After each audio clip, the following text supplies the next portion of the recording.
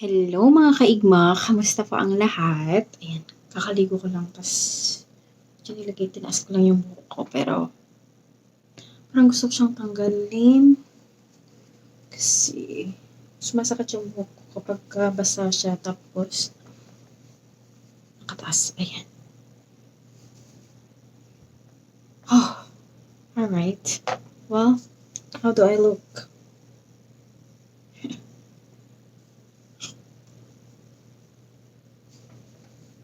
Basang-basa sa ulan, walang masisilungan, walang malalapitan.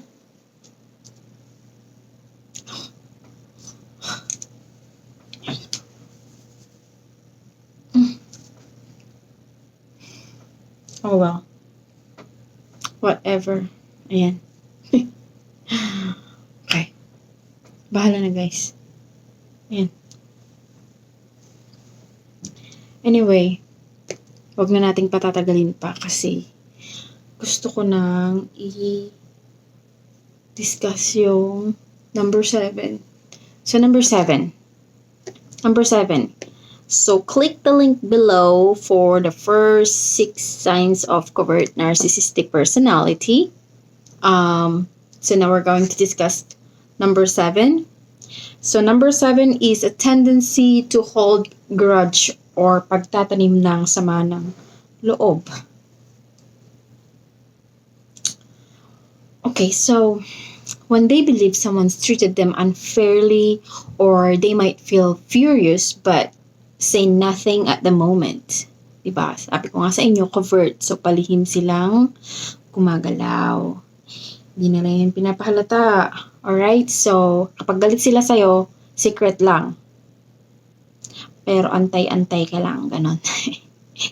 May pagkakataon ka, ganon sila, ganon. Hindi halata. Pero yung buhok ko, halata. Diba? Ang gulo ng buhok ko. Okay, anyway. Sorry guys. Ang kulit-kulit ng buhok. Alright. Ang isang taong masayahin at may strong personality ay kadalasang nagiging target ng isang taong may CNPD or covert narcissistic personality disorder. At naniniwala sila na pag ginawan mo sila ng masama, whether totoo man ito or hindi, ay magiging kalbaryo ang buhay mo sa kanila. Ipapakita nila sa maraming tao na masaya sila at komportable sila kapag nakakasama kanila. Pero ang totoo ay galit na galit sa iyo sa kasamang palad dahil may mabuting puso ka ay hindi mo sila maiisipan ng masama. So nagtatanim sila ng galit, ngunit ang pagsasalakay nila ay hindi halata. Kumbaga, silent killer sila. Diba? Friends tayo. Pero may dala-dalis ang kutsilyo sa likod. Ganyan.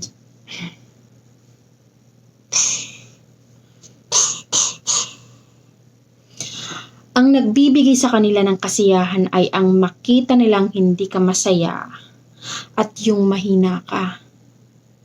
Alam nyo, actually, yung mga ganitong klase ng individual, based sa aking naranasan, is always based on emotion.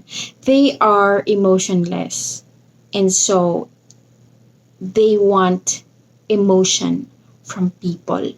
They suck the life out of you. Yes. So, kapag nagpapakita ka ng galit sa kanila, gustong-gusto nila yon. Whether positive or negative, gustong-gusto nila yon. Kasi pagka nararamdaman nila na napapasaya kanila, yes. At pag nakikita nila na nagagalit ka sa kanila, is also a yes. Kasi that means totoo ang sinasabi nila na magagalitin ka, na masama kang tao. Ganon. So, ang pagkukunwari at masaya nila kapag kasama ka, pero ang totoo para silang isang bulkan. Marami silang peace sa loob, diba?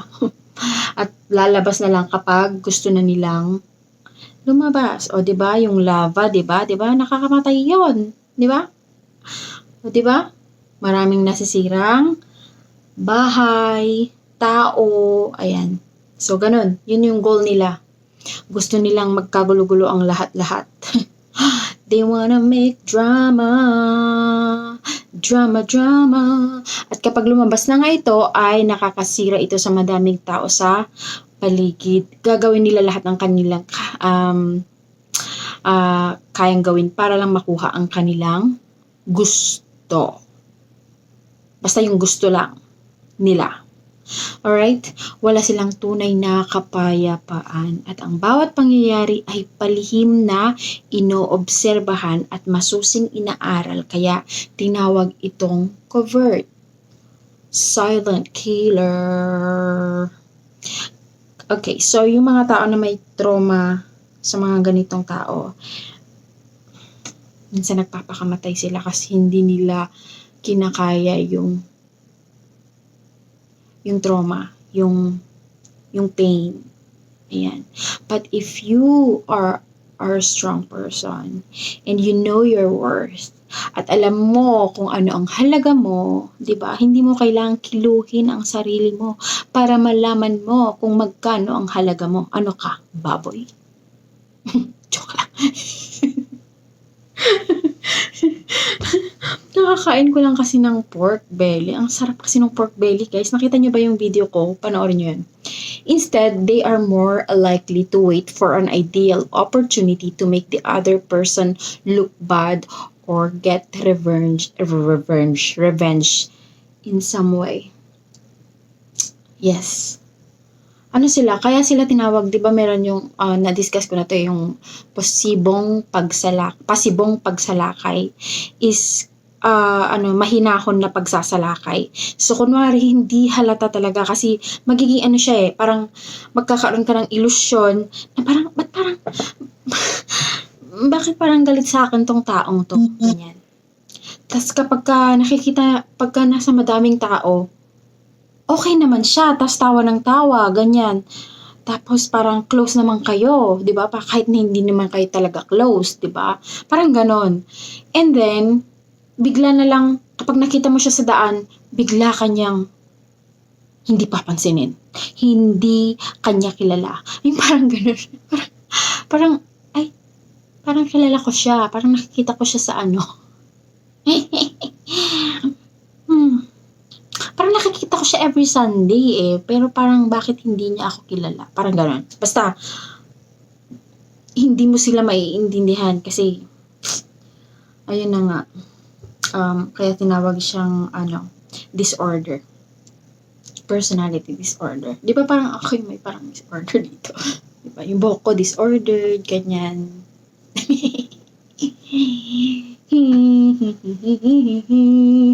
Alright. So, ayun na nga. So, naghihintay sila ng tamang pagkakataon para ikaw ay masira at mapasama sa tingin ng madaming tao, lalo na kung ito ay may tinatawag na grupo ng individual na may pagkakaunawaan. Kapag nakikita nila na, parang pansin ko tong taong to, parang masyado tong paepal sa grupo.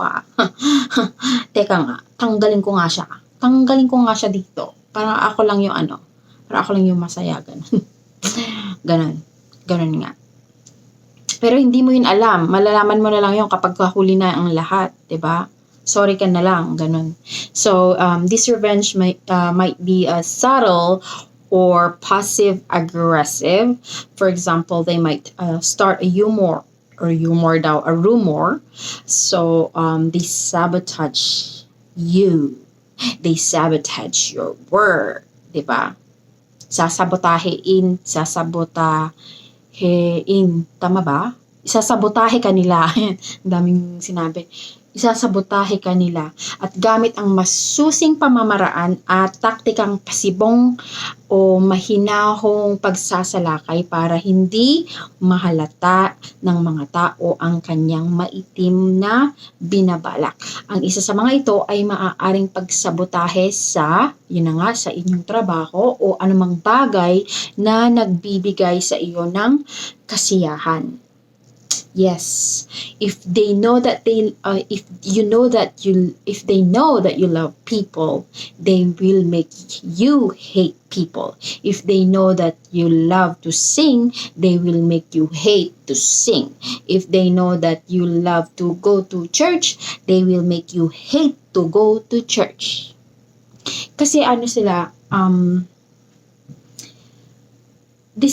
they already have their own trauma on their childhood. And feeling nila parang yung trauma na yun, parang wala nang masasama pa sa experience nila na yun. Parang feeling nila those experiences are the worst experiences in the world. So, di ba? Gusto nila lagi kang maaawa sa kanila at the same time, they will play you around, di ba? Because they always want to win and they always want to be at the top. And pag nakakita sila ng isang tao na parang, teka, parang itong taong to, parang nagmamagaling to parang mas magaling na to sa akin hindi dapat yon, di ba? So, tatanggalin ka nila, ganon.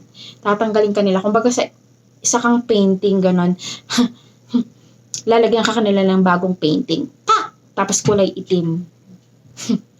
So, ayun guys, hindi ko na masyadong papahabain pa.